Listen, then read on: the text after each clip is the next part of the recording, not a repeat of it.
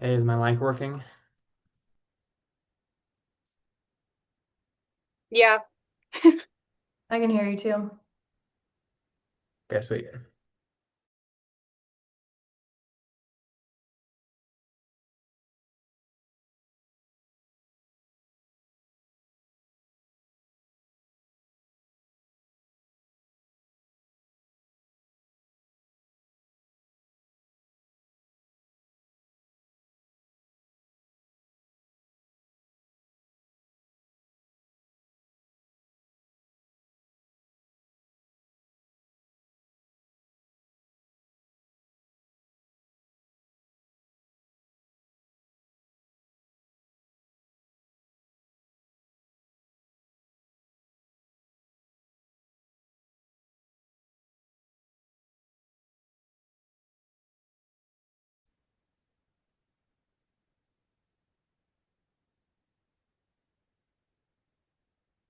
Okay, since it's 6 o'clock, we'll go ahead and just do like a quick intro, maybe give everybody like 5 minutes to finish hopping on.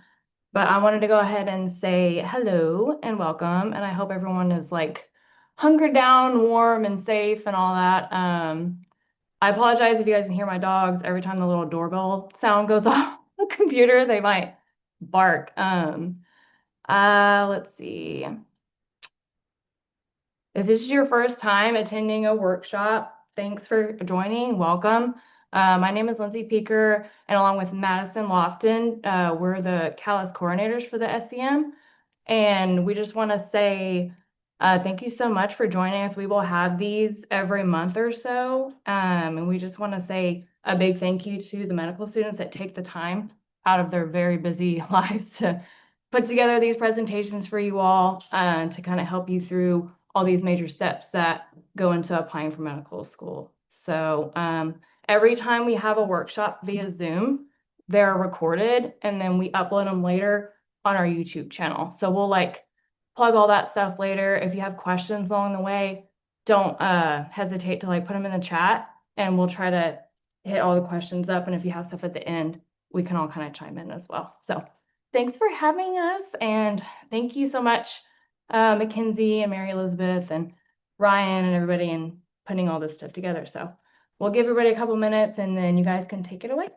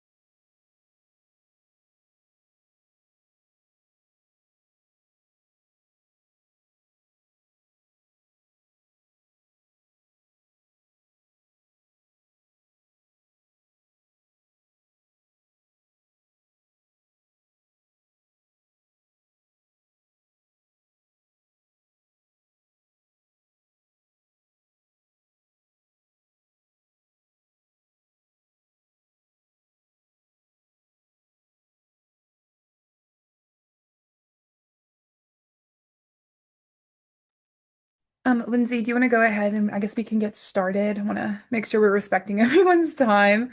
Um, so if you could share that presentation, that would be great. But in the meantime, we can just start by introducing ourselves. My name is Mackenzie, and I am a first year medical student here at the School of Community Medicine. I serve as one of the workshop liaisons for the Catalyst program, and so I'm really excited to share a little bit more about the MCAT with you, and I'll let Mary Elizabeth and Ryan also introduce themselves. All right. Hi, everybody. My name is Mary Elizabeth. I'm also a Catalyst liaison. I'm also an MS1, so excited to talk about the MCAT and hopefully answer a few questions.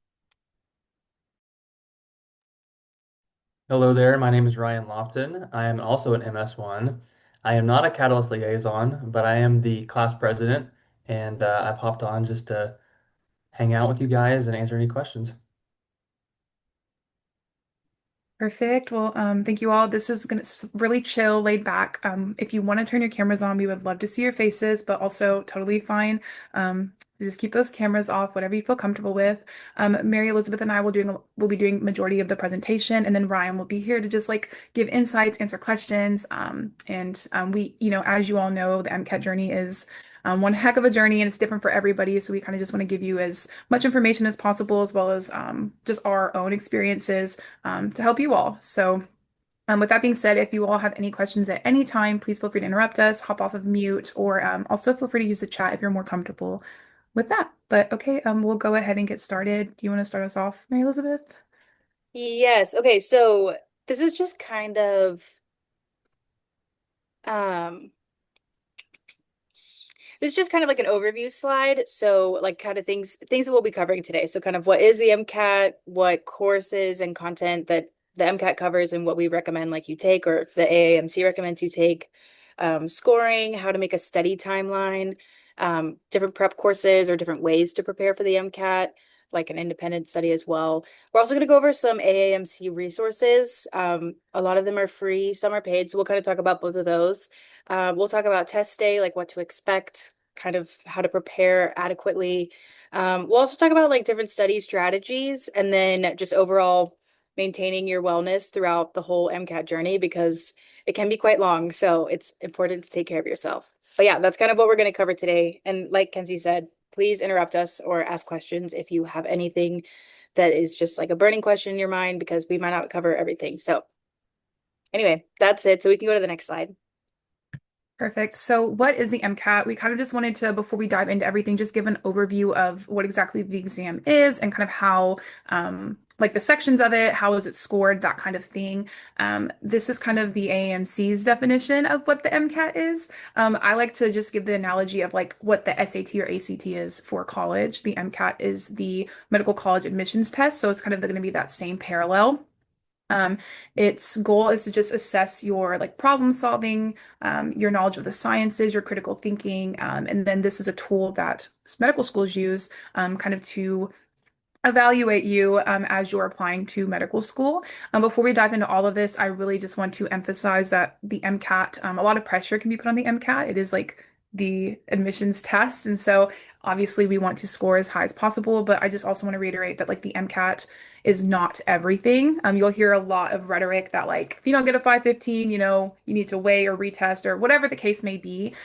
So while the MCAT is really important, there are so many other factors of the application process that are also really, really imperative and sometimes are even looked at more. So just keep that in mind, that it is important, but it's not everything. We can go to the next slide.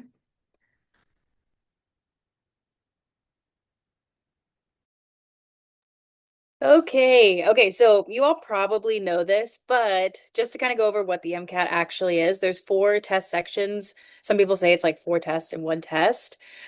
So there's the Chem Phys section, the Biochem section, CARS or critical analysis and reasoning skills, and then Psych and Soc, in that order on test day.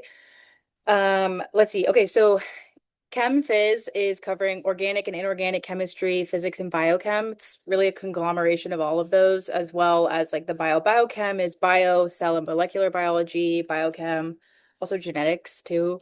Cars is like that reading section, so that's the one that you don't necessarily need any classes for in particular.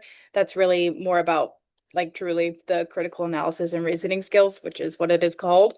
And then psych soc is psych, sociology, and some biology, although I think it definitely tends more towards the psych and the sociology of it. Um, and yeah, and we kind of organize like how many questions there are, how much time you have in order to take everything. Most of them are pretty similar. The only one that's really different is the cars section. Um, but yeah, so that's what the MCAT is. I'm sure everybody knew that, but sometimes it's just good to get a base. But we can go to the next slide. Yes, and just again, piling off of kind of that, in case you weren't aware of the MCAT exam structure, this is kind of what that exam looks like. And so you'll take it in the, like you get on, you have to do like a little test day certificate. There's a tutorial option. Some people, skip right to it. Some people take those 10 minutes to like relax. I personally took those 10 minutes to brain dump.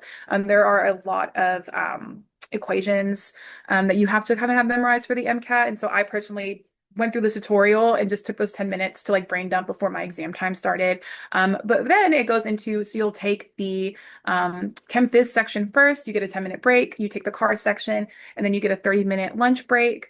You'll take bio, and then you have a 10-minute break, and then you'll end with the psych soc.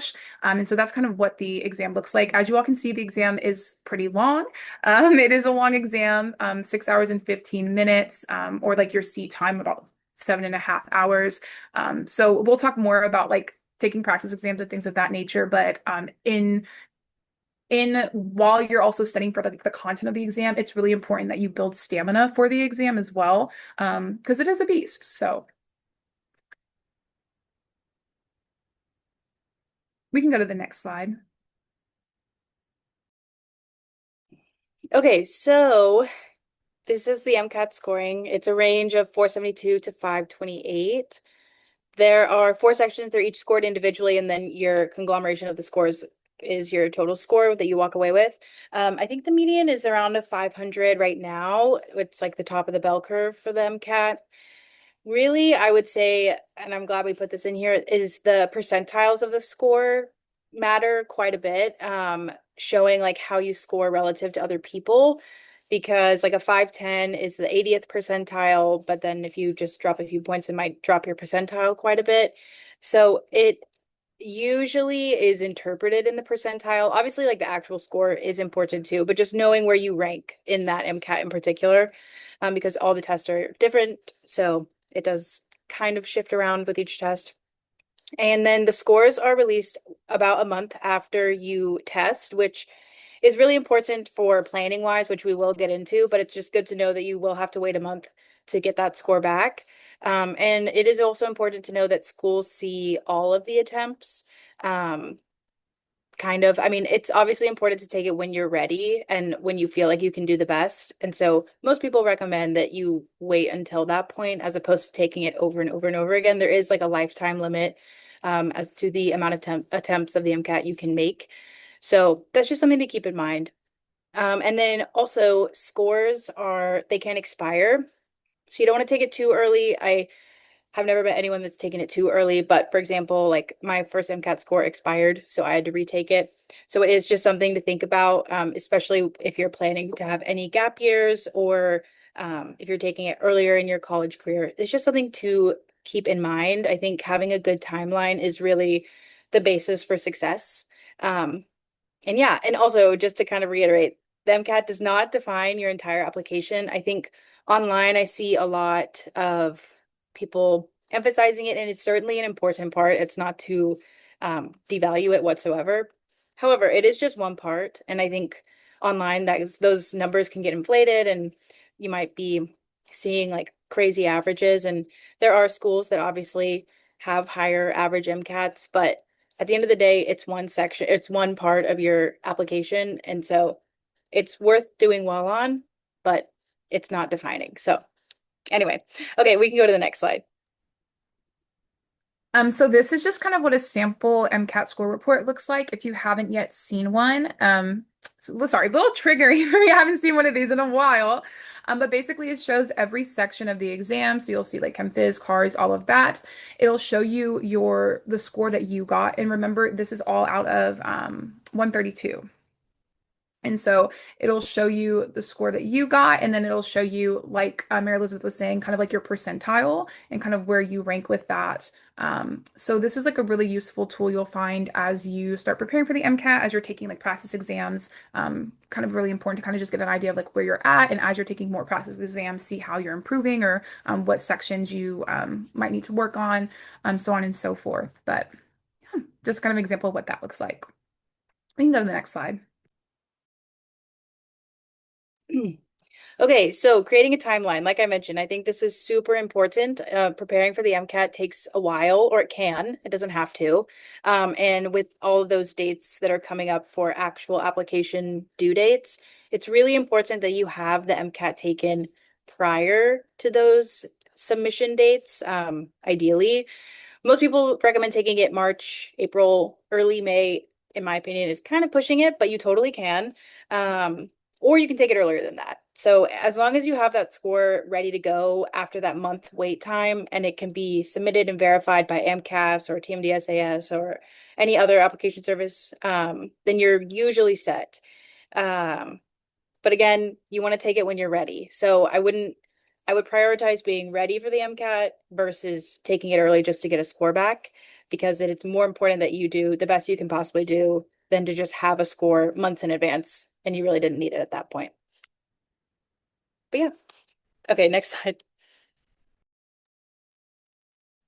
Um, yes, and to like add on to like kind of making the timeline, also everybody I've heard some people, I know I took 6 months to study for the MCAT. I know some people who took 3 months. Like, so yeah, I think you also have to really have that talk with yourself and know like how much time you'll need to review all of this content and be prepared. But all that to say, now we're going to talk a little bit about MCAT prep courses. I'm sure you all have seen the millions of MCAT prep courses, whether that's like a YouTube ad or like flyers around your university. Um, there are many ways that you can study for the MCAT. There's not one correct way.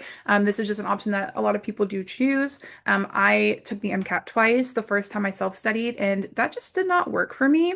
I needed someone talking at me, telling me exactly what I needed to learn and the content that I needed to know. So I personally did choose a prep course. So when a prep course may help, so if you are someone who needs kind of like a structure, accountability, if you prefer maybe like someone like teaching things to you as opposed to having to like kind of just read it from a book or online resources. Again, if maybe you're preparing for a retake, I think maybe if you tried self-study the first time and did not find it useful, then a prep course can be really helpful. I also really enjoyed my prep course because I had like class, if you will, and so I was very busy when I took my MCAT, and so it was nice to know that like Mondays or Sundays and Wednesdays I had class, and that was when I was going to get my content in. What to look for when you're looking for a prep course. You want to look at a prep course that uses like official AMC practice materials. Obviously, they're all branded and like kind of, for profit. So they'll have their own materials, but a lot of them, like the one I use Blueprint specifically. They also like referenced a lot of AMC practice materials. You want to look for a course that will focus on practice and review. Ideally, you want to find a course that will include full-length exams. You can buy those directly from the AMC, but a lot of times prep courses will also include full lengths. The more full-length exams you can do, the better. And also, again, flexible pacing. You want something that's going to work for you. In different courses, there's courses that are, again, mine was 6 months. There's courses that are 3 months, right? So find something that works for you. These are some common companies that a lot of people use for MCAT prep. So Kaplan, Princeton Review, Blueprint, Exam Crackers. Like I said, I only can speak for Blueprint. I really enjoyed my Blueprint one. But again, if that's something you're interested in, definitely take the time to do the research for these different programs. And then AAMC guidance, obviously, just always use official AAMC resources regardless of your prep method. So even if you are going to do a prep course, it's really important that you're still going on the AAMC and using the resources that they provide because they are the ones administering the exam. And AMC also has a lot of practice questions and full-length exams that are going to be the most like representative of what you are going to see on test day. So to keep that continuity, like it's really important that you're also using those AMC resources.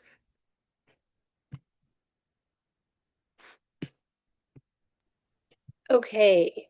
Oh, yes. Do we have a question? Yes, I do. I was just wondering. Oh, wait. Let me see. Yeah, Mackenzie. I just wanted to get your name right. You said something about blueprints, and I wanted to get a better understanding of that because you said just using it instead of the previous slide and the branding that they go for.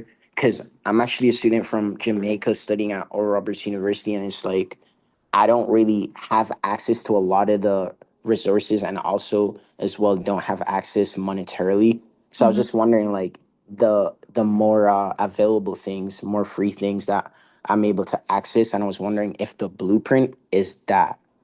Yeah, I can definitely answer on that. I also think Ryan would be really good to answer because I know he was able to completely MCAT study on the low. So Blueprint, I will say just all in all, the prep courses are going to be expensive. They do range in prices.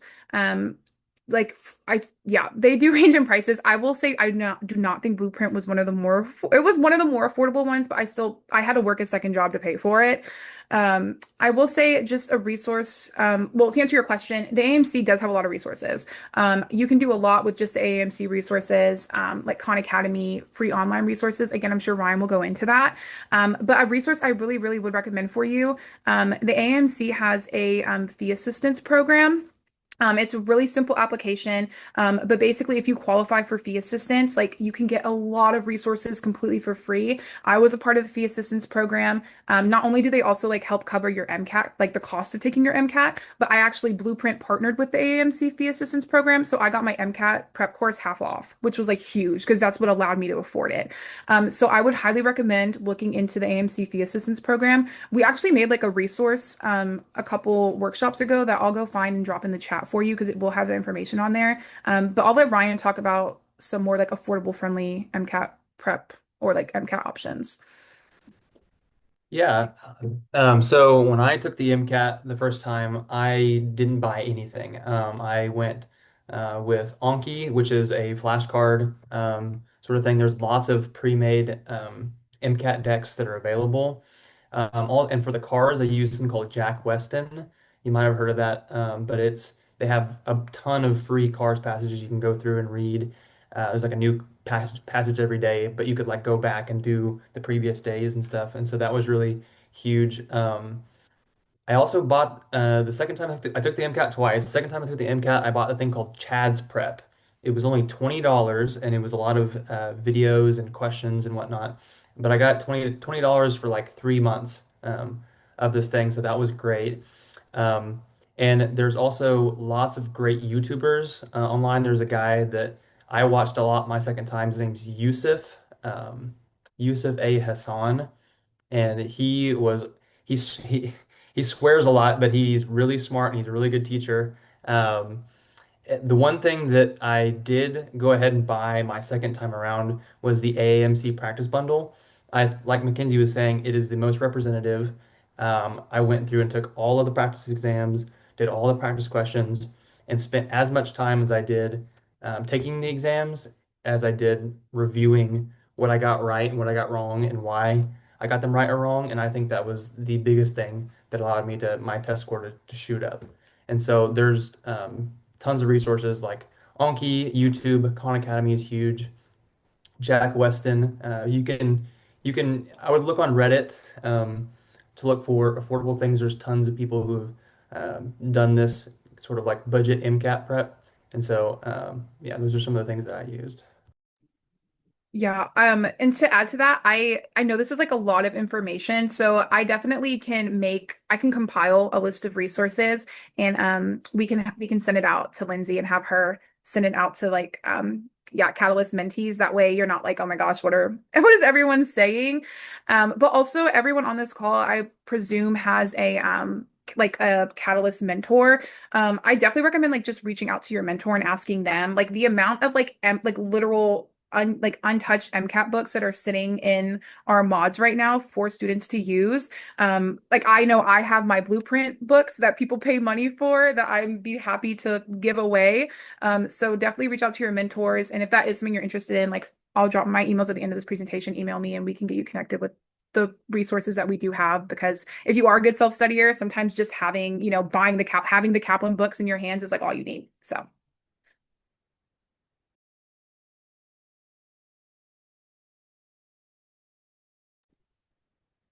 Okay. Okay, so now we're going to switch kind of more to an independent study approach, although we've kind of been talking about that, but this is what the AAMC recommends. So this is like the official test writers approach to how to prepare for this kind of on your own.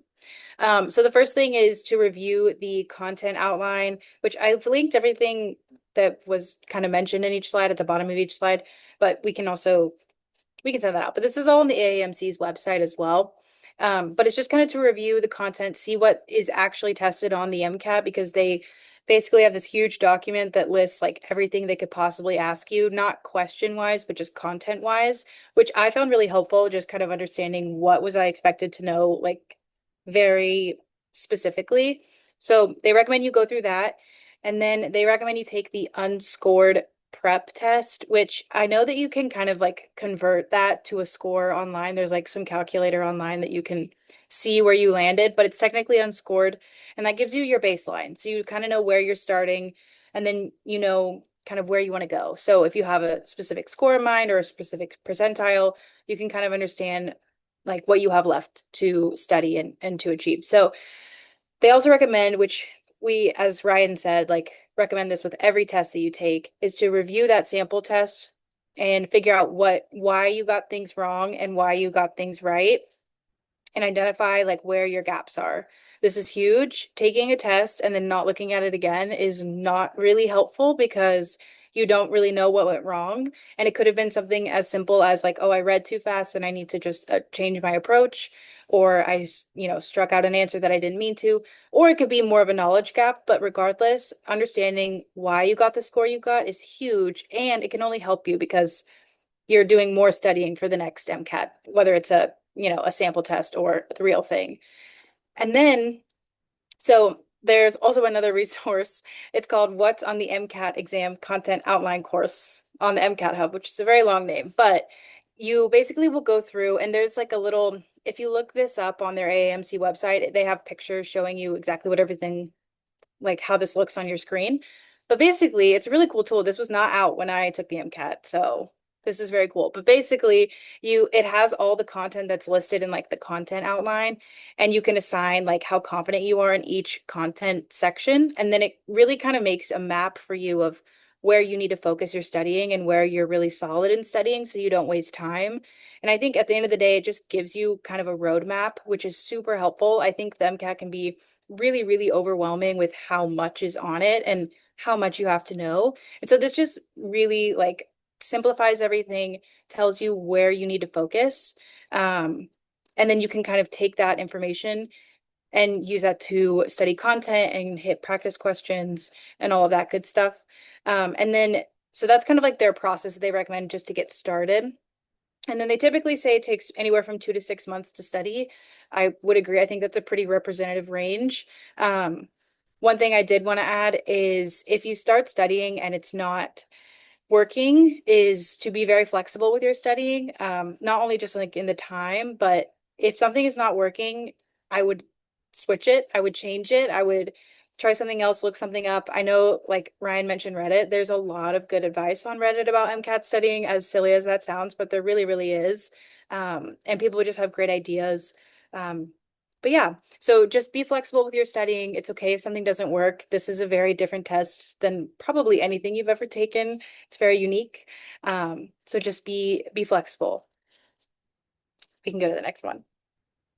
Mel, I'll also let you talk about these if you feel comfortable. Yeah, of course, of course. Okay, so I was hoping we would get to this slide. So I did compile all the free AAMC resources. So if this is for anybody at all, like you don't have to qualify for anything or like these are just available. So there's the practice exam one and then the unscored sample test. You already have like two, I think the unscored is a little shorter, but you basically have two full lengths almost of an MCAT that you can access for free. And that is probably one of the most valuable resources you can ask for. The Khan Academy actually joined with MCAT. This happened a while ago, but they have videos for everything, all the content that they are covering. So those are also gold. He does a great job at explaining everything, and they have it like lined up with MCAT content. So that's also super helpful.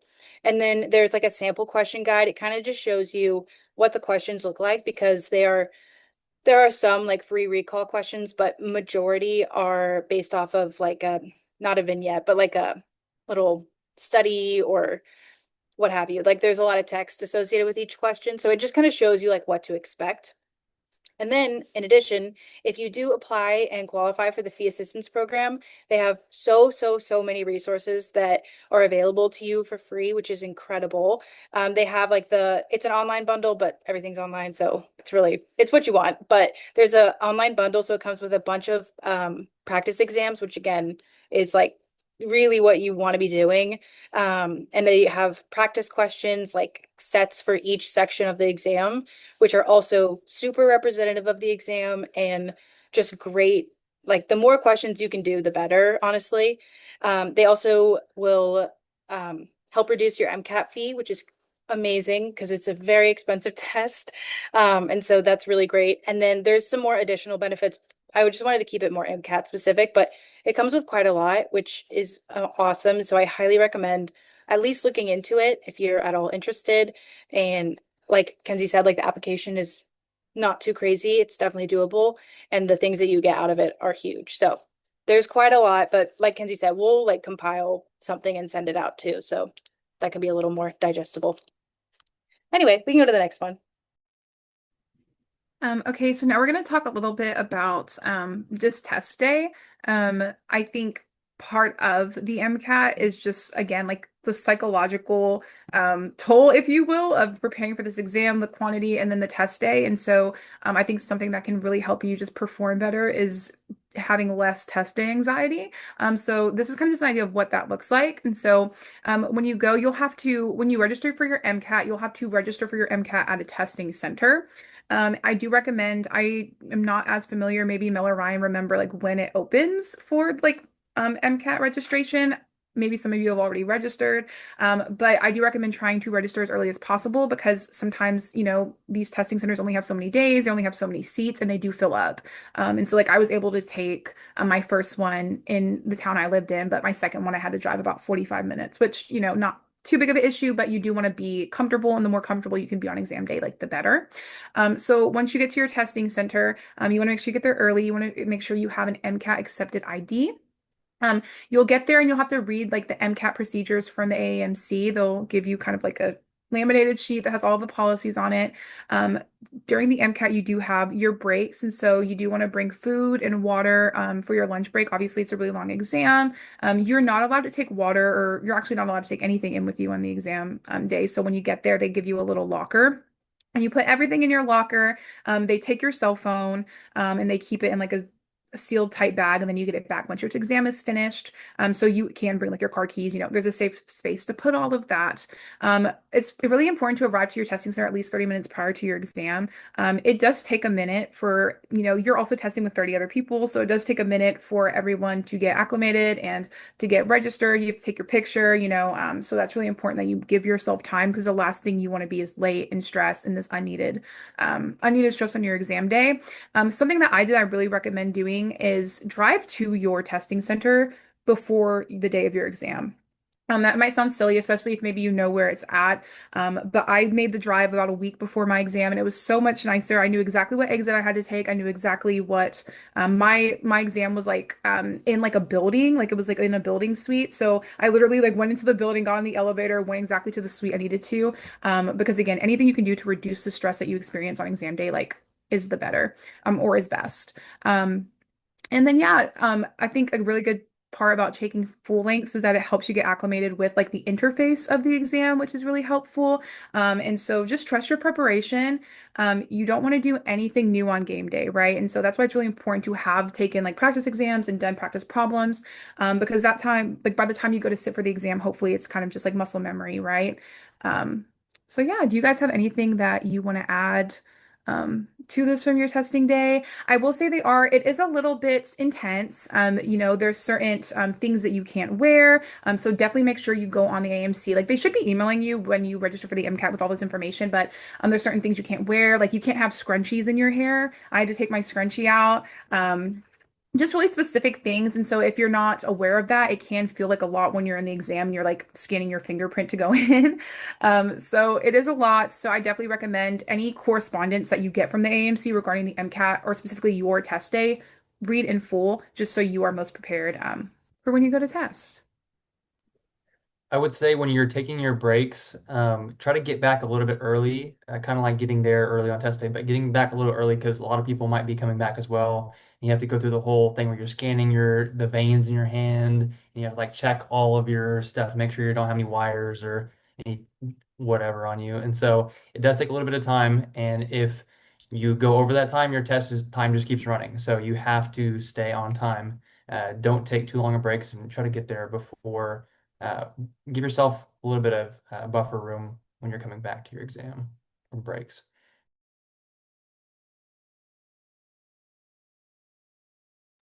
We can go to the next slide. Okay, so study strategies just kind of in general. We've said this many, many times, but practice exams are key and practicing them like the MCAT is key. So taking it all at once so that you're there for the full 7.5 hours, like taking your breaks timed, like how the MCAT will have them timed. Trying to simulate that environment as best as possible. Obviously, it will not be exact. That's totally okay. But you want to get as close as you possibly can because then it will show you how you're actually doing. I know I've heard some people take it like one section at a time, and whatever works for people is great, but I feel like everybody I talk to just recommends taking them in their entirety because it shows you how you're going to perform on Psych Soc when Chem Phys was like 3 sections ago. So those are huge. AAMC question bank is also huge. This is from the test writers. These are great questions. They there's a lot of them and it covers quite a bit of content in the question bank. So highly recommend these. They do a good job of doing like discrete questions and then um, like passage-based questions. So I would definitely utilize those. Those do come in like the fee assistance free bundle, but then you can also just purchase them. And to my knowledge, I don't think that they're super expensive, at least when I last purchased them. So they're definitely reasonably priced. But if you can apply for the fee assistance, I highly recommend. Spaced repetition is also huge. Ryan mentioned Anki. I'm sure everybody has heard of Anki. It's a great program. Like Ryan mentioned, there's a ton of free decks available that are made specifically for the MCAT. These are huge. I highly, highly recommend using Anki. I also use Quizlet, which is old and might date me, but it is good and it does still work, but it's just not the same algorithm. So whatever works, those are both free too. So um, you don't have to spend any more money for them. And then, like we stated earlier, reviewing your missed questions is huge. Understanding why you got them wrong, where did you go wrong, what can you correct for next time is massive. It will only serve to help you and it will serve as content review at the same time. So this is huge. I really, really recommend reviewing all of your questions, including question banks as well. Also making sure that you give yourself enough time to study for the MCAT. It takes a long time. Well, it did for me. I think it took me like 3 months, 3 or 4 months. And I was working every day, all day, every day. I thankfully was living at home at the time, so I had plenty of time. And even with that, it was just an all day thing, which is great. I'm very grateful to have that time. But it's something to think about. It takes a lot longer. It's not like really any other test you've ever taken. So just give yourself time and give yourself grace. It's okay that it takes a while. It takes a lot of people a long time. So that's kind of the normal, but something to consider. And then the AAMC actually called this out, which I think is a pretty good call out, but prioritize the high yield topics because that is really like what's going to be covered. There, you can get into the weeds with all of this content. There is so much to cover. It's kind of impossible to know it all for test day, but if you know the high yield stuff and you have good critical analysis, good reasoning, good reading comprehension, you can usually work through what you might not know specifically. If it's like a really low yield, like one sentence at the bottom of a textbook kind of thing. And then one more thing I did want to add, I don't think anyone's mentioned this yet, but I also know that UWorld has a bunch of practice questions for the MCAT. I did not use those when I studied, but I wish I had. I think that would have been another really great resource because someone in our class had mentioned to me that they use that for their MCAT and they said, well, the MCAT can only ask certain questions in so many ways. And so just the more you can see questions and the more you can see content, at the minimum, it might just look more familiar on the exam. Obviously, nothing is like an exact copy that doesn't happen, but at least we'll be close. So I just wanted to mention that as well. But yeah, okay, we can go to the next one.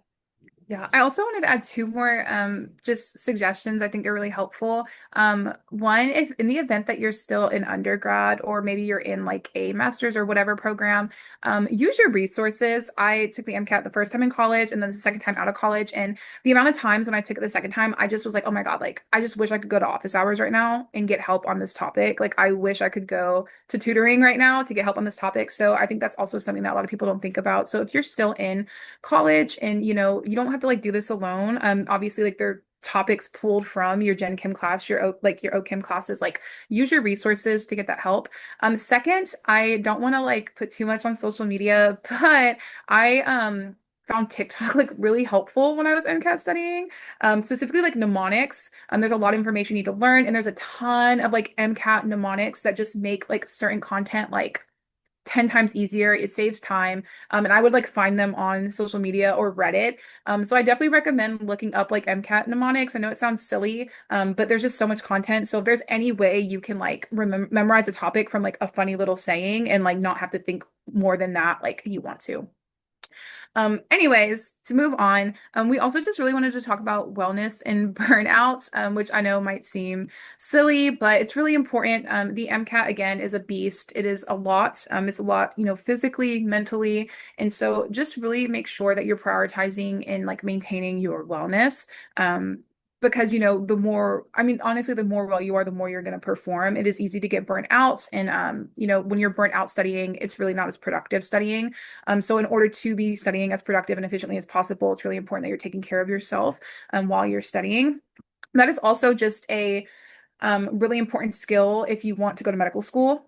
You have got to take care of yourself. And, I find my performance is tied to when I get really good sleep, when I've been eating, when I've been doing the things that fill my cup. And so it's really important to just like start now.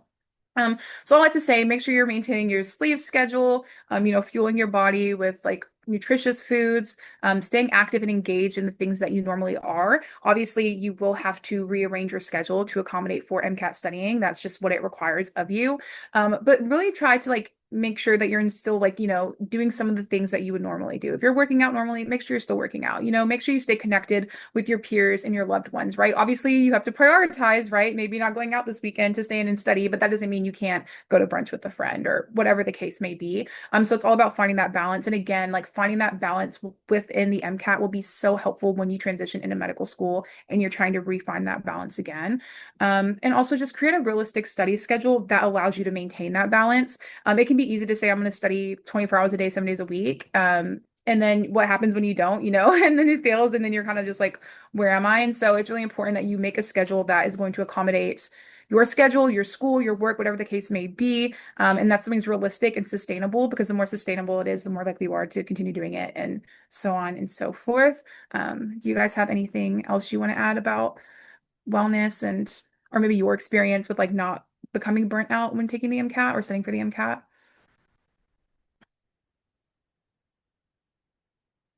No, okay.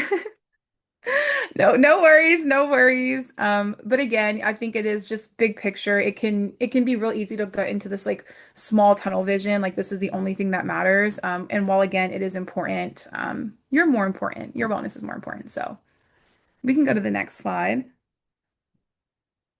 Okay. Well, I think that concludes like the content that we had. Yeah, do we have a question? Yeah, Mackenzie, it's me again. I was just wondering, like, so for me, I'm going into my senior year of college, but I'm not planning on going to med school immediately after. I want to go back to like my family and spend time with them because of like the time period that I've been away from them. So I was just saying, like, what my question pertains to just the fact of, for people that are endeavoring not to like do med school immediately after college, like taking a gap year, what would be the appropriate steps to do as it pertains to that, where it's like, are you going to spend that year doing clinicals, doing things that are productive that can build your application? Or, and also, can I be using that year to study and then take it the next year for the following year to go to med school? Or is it just like, if I don't take it during my time at college, then I'm just like, there's no hope. Oh, yeah, no, I think honestly that was like a great question for the three of us because all three of us took gap years. So we did, have a different timeline with it. I think the first question that you need to answer is like when do you ideally want to matriculate? Because that's important, right? Like so you need to know when you want to go. So how much time do you want off? And then everything will be based off of that. So I can just speak from my own experience. I took 2 gap years. When I graduated, if I only wanted to take 1 gap year, the minute I graduated in the summer, I would have had to submit my app. And for me, that was just too much. Again, I had to retake my MCAT. So I knew that I needed, with that being said, I knew that I couldn't apply this cycle. I was going to have to apply the next cycle. And with applying the next cycle, again, the cycle is almost like a year long. So with me applying that next summer, I didn't matriculate until the following summer, if that makes sense, because of the timeline, which again, we can also well, like in the resources, the AMC should also explain kind of like the timeline. So all that to say, from my personal experience, I graduated. I took that year I went and worked full time in public health. And so for me, that was, and coming to the School of Community Medicine, that was really good because that was something, and it wasn't necessarily like clinical work, but it was like work that was still pertinent to my, my passions and medicine. All that to say, so I went and did that, and then I started studying for the MCAT December after I graduated. I took the MCAT that following spring, and then after I took the MCAT, guess what? The application opened, and that's when I started. And so then I did the application that summer. So this is 1 year after I graduated, and then I submitted my apps, and then the following fall was just me waiting for interviews. Interviewed, got accepted in the beginning of 2025. Is it 2025? Yes. And then I matriculated that summer. So I know that's like a long answer, but all that to say, like, even with me taking 2 years off, I really only got like 1 year of like kind of doing nothing. And that's half of that was taking the MCAT. So you really have to ask yourself, like, how long do you want to take off? And then decide from there, like when I want to apply, and everything will kind of backtrack from that. But I'll let Mel and Ryan also talk because again, we all took gap years. And so, yeah. I think that was huge what you said about like you taking a gap year, but it ends up turning into two because that's kind of what mine ended up being because I graduated in 2023 and then I got married a month later and started working and doing volunteer and stuff. Hadn't taken the MCAT yet, and so I started studying for the MCAT, I think October of 2023, and then I took my first MCAT in January 2024, and then I took it again a couple months later. But that year was spent kind of enjoying time off, figuring out whether or not this is something that I wanted to do with the rest of my life, and then studying for the MCAT and trying to get things that would get my application ready to go. And so I think yes, you can definitely go home, spend time with your family, and just take time to figure out like, is this really what I want? And if it is, start getting into prep. It's definitely we have a lot of older people in our class, and so there's nothing that says that if you take 1 year off or 10 years off that you can't get into medical school. So it's all up to like Mackenzie said, what do you want to do? When do you want to matriculate? And then you can kind of go from there. Thank you very much, Ryan. And I guess like the last thing, are you guys going to be sending this recording out to all of us so that we can look back at it or maybe share it to the people in our classes? We will for sure reply to the email that was sent yesterday to you guys with the recording. And then you can always go back and check the YouTube channel as well.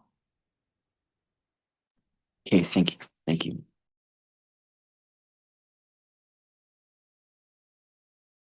Yes, and also again, please feel free to take our emails down. Or again, like we're happy to answer any questions. Or again, your Catalyst mentor would love to answer questions as well. Does anyone else have any questions? It could be MCAT related. And not MCAT related, something that we didn't talk about today.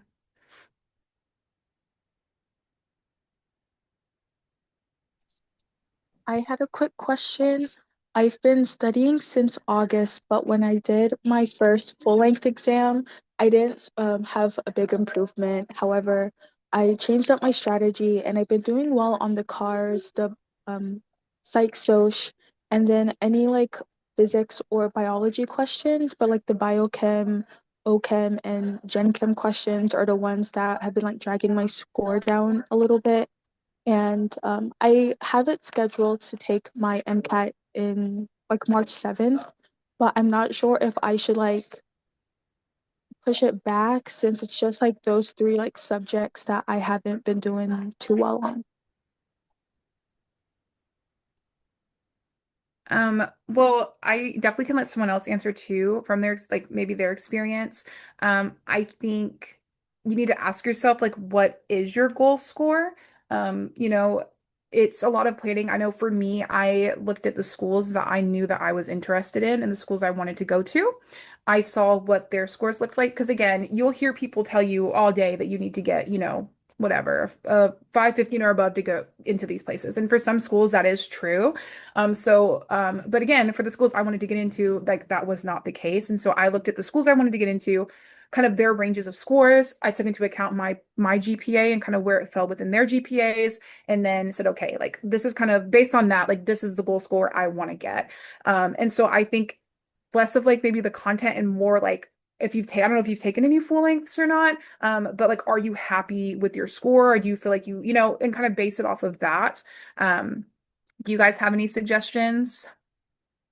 Mel or Ryan? I would definitely second what you just said, Kenzie. I mean, it really is like what's your composite score? Like where are you landing overall? If it is really just those three subjects, which so fair, also Yeah. my downfall. I feel like you do have, let's see, you said March 7th, I think. Uh, so you have like a month and a few weeks.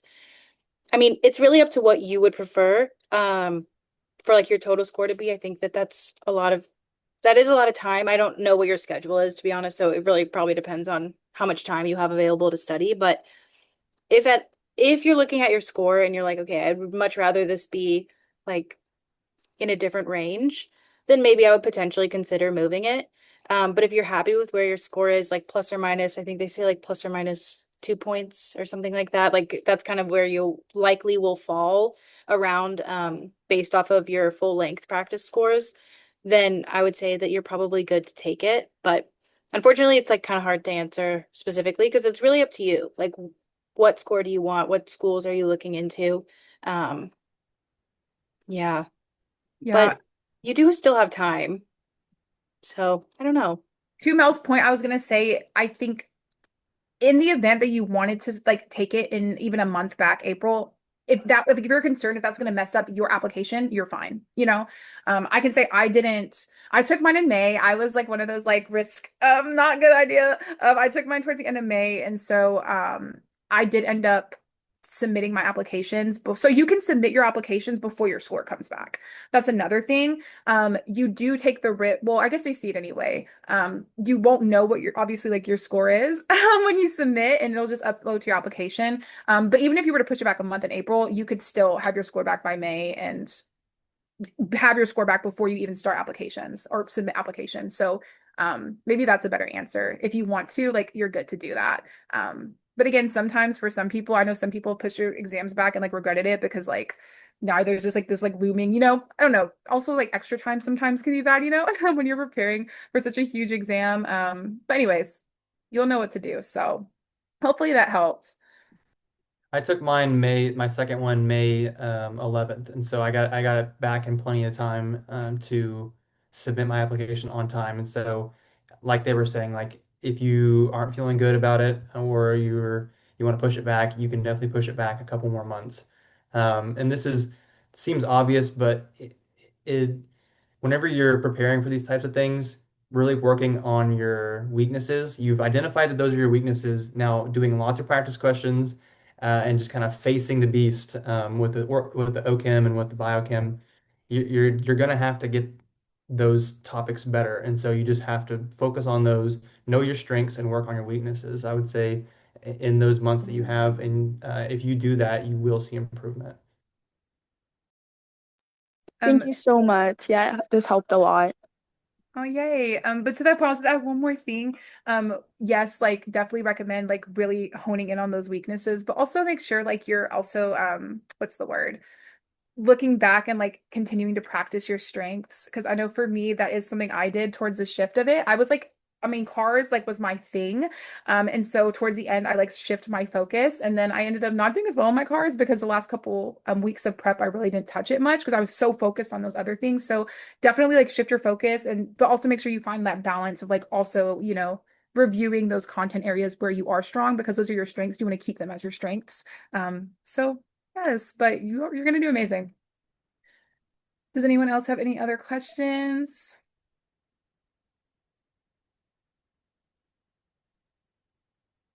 Okay, well, if no one else have any other questions, oh yeah, go ahead. Also, feel free. I don't know what time it is. In the event that you need to leave, feel free. But we'll be on to answer any more questions. Oh yeah, I was just wondering from everyone's perspective, just like I know we've been talking about like pre-med school, but I wanted to just get your guys' opinion on like post-med school where it's like um or maybe the opposite of those where it's just like what is your experience in med school presently? It's like after the MCAT, is it just like the same speed or even greater or like what is it like continuing into just being a doctor and having to even just study and be in an environment that's like competitive and just like you're just aiming to be a doctor? Is it like you can't make any mistakes because like you're dealing with people's lives in the future, or is there like room to work with and grow? That is a great question. I'll start it off, but I'm sure everyone else has something to add. I personally think the MCAT was harder than any exam we've taken in medical school. Med school exams are difficult, don't get me wrong, but the MCAT, in my opinion, was way harder. So I hope that gives a little light to the end of the tunnel, that the MCAT is just this big hurdle that you have to do, but once you're past it, it's much better. More to your question of what is medical school like, kind of. Um, I love our class. We have a great class. I don't feel like it's competitive at all. We're very collaborative.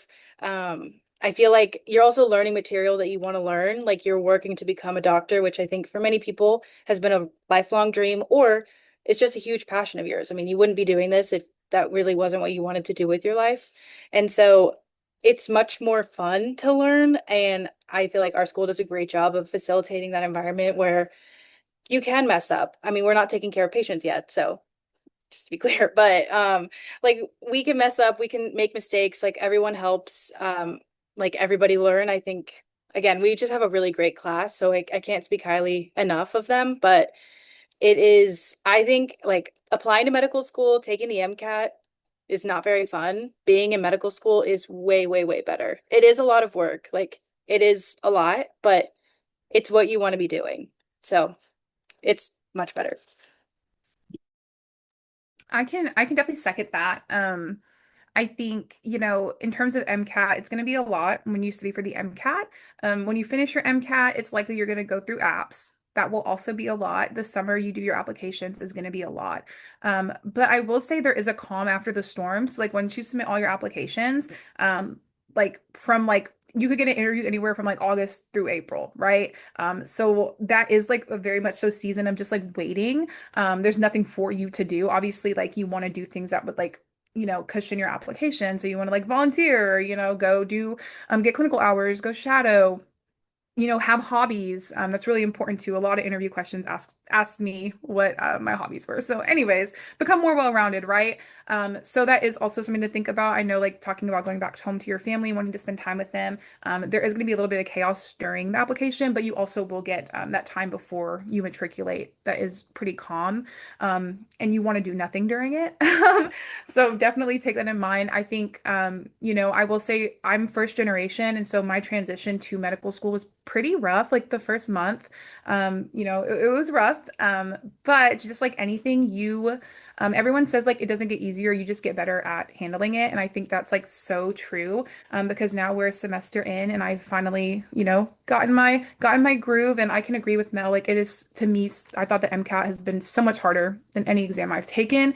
And the content's very different. Like obviously it is like higher level content, but in undergrad you're having to learn like get through the weeds, like you're having to learn like OChem and these very like specific things and sciences. And now we're like taking that and applying it to like the body and medicine and the things that you want to know. And so it definitely is. I've loved it so far. So yeah. I will also add to that and say that the MCAT is much harder than anything we've done so far. The MCAT is such a hurdle, and once you get past it, I mean, I wouldn't say green pastures, but it's so much nicer. Med school has been a ton of fun.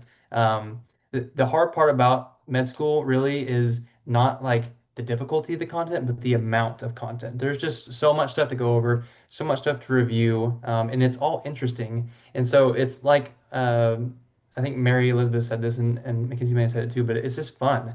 It's stuff that you're actually interested in. It's not some obscure physics topic or some OChem reaction that you have to memorize. It's stuff that you can use one day to improve someone's lives, improve someone's well-being, and yeah. And with our school, I'm sure a lot of medical schools are like this, but it's the time to make mistakes. They expect you to make mistakes because you don't really know what you're doing yet. And so there's opportunities to retake if you fail exams or if you fail different stuff. They're here for you. They want you to succeed. They picked you because they know you'd become a great doctor. So I would say the failure. Do not worry about failure because it's expected, and you'll only grow from it. I'll That's Yeah, that's I was just gonna just thank you guys, Mary, Ryan, and Mackenzie. Like I really think you guys explained that very in depth, and that really helped me because for me, I agree with Mackenzie. Just being a first gen, it's like it's like all or nothing. Like no one went before you, and it's like you're just in the open, and you're just taking a step of faith, and it's just like you have one chance. You're thinking about like financially. You're thinking about like how you're gonna be paying for this, and like if you do pay for it, like okay, what if like I don't do well, and then like I don't make it, and like I was just really just impressed and just thankful for how you guys broke it down because I feel like it gave me a perspective of just like what I'm going through now. It's not just for the MCAT, but like after I do the MCAT, like it's just like applying and having people around me. And I think I really want to consider like even going to your guys' school because I really do want to see how I can find like a community that can help me like pursue my goals of medicine, not just being by myself and being in an environment where I feel like I'm not gonna make it, but like people who are like you guys who are actually supporting each other, as I can tell by the call that you guys are like just like bridging off of what each other say. So that's like really it for me. That's why I really asked. So thank you so much. I don't want to go on too much. I'll just end with this. There are barriers to medical school is hard. Getting into medical school is hard. The journey to medicine is hard. Um, Being first generation, you're going to experience barriers. Being low income, you're going to experience barriers. I know because I'm both.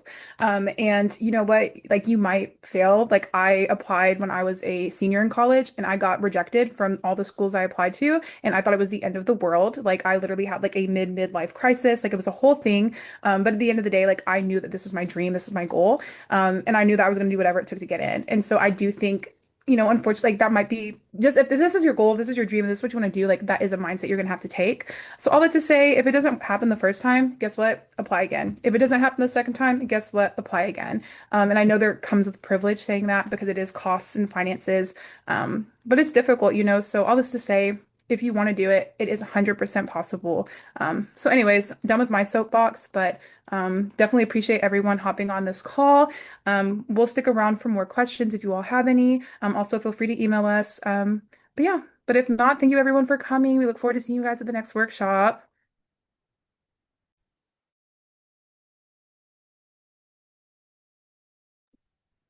I gotta hop off. Thank you guys so much for hosting this and for having me, and good luck to all you guys in the chat. You guys got this.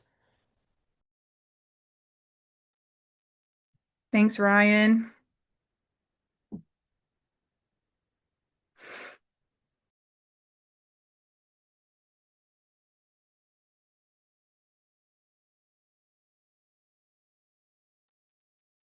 Hi, did you guys have some more questions that we could answer for you?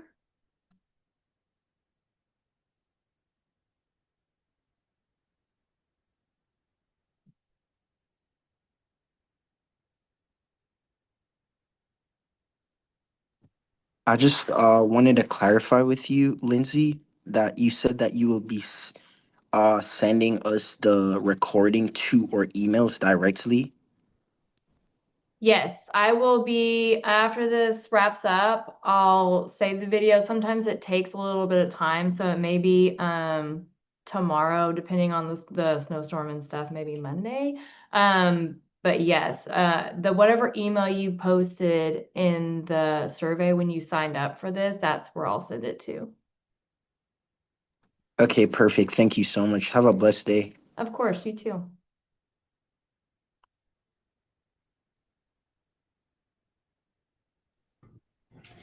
Thank you guys. You did a great job. Yay! Thank you guys so much. It was so good. Woo! Thanks. Way to do it. Go have fun in the snow. Don't die. Yeah, don't die. I'll be Don't studying, die. but it's Yeah. fine. Yeah, I'll have, You yeah, got it's bricks fine. with you. You can't die. We gotta go volunteer before the snow. Okay, Huh? bye guys. Oh my Bye. God. Bye, you guys. Enjoy Okay, that. bye. Thank you. Bye. Thanks again.